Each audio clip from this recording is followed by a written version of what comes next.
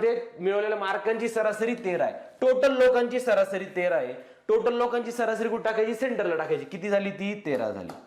नीट समजावून घ्या, उदाहरण पटकन जमणार आहे. ठीक आहे, टोटल लोकांची सरासरी 13 झाली. 25 मुलांनी मिळवलेल्या मार्कांची सरासरी 10 आहे. बघा 25 मुलं सरासरी 10, गट कितीचा पडलाय, 10चा गट आहे का 25चा गट आहे, मुलं 25 आहे. जी मुलांची संख्या किती इथे लिहिली, मग इथं मुलं लिहिले मी, इथं 25 मुलं लिहिले, तर मुलांच्या वर मुलांची सरासरी 25 मुलांची सरासरी 10 लिहिली.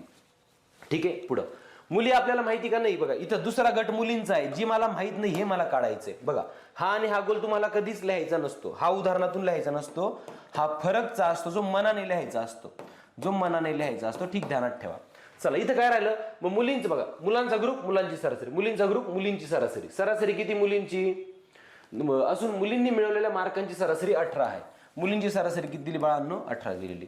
कळालं इथपर्यंत प्रत्येकाला, ही मांडणी झाली. बघा हे 5 लोक भरून झाले, 5 पैकी एक एक्स असतो, 1 2 3 4 4 लोक उदाहरणात असतात, पॅटर्न फिक्स असतो.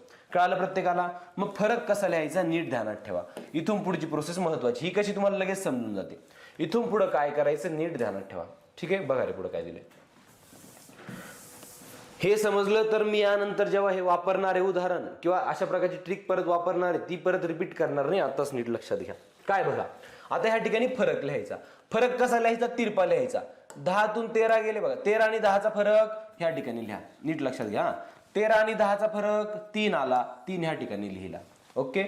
13 आणि 18चा फरक तिरपा, यांचा फरक इकडे लिहा, किती झाला, 13 आणि 18चा फरक 5 झाला.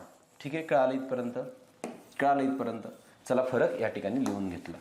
आता मला संख्या काढायची आहे. बघा ह्या दोन गोलांचा काहीतरी संबंध असतो, ह्या दोन गोलांचा काहीतरी संबंध असतो, मग यांच्यातलं रिलेशन ज्याला ओळखता आलं त्यालाच या प्रश्नाचं उत्तर जमणार आहे. याचं रिलेशन काय दिसतं, हे पट्टीमध्ये रिलेशन सांगा.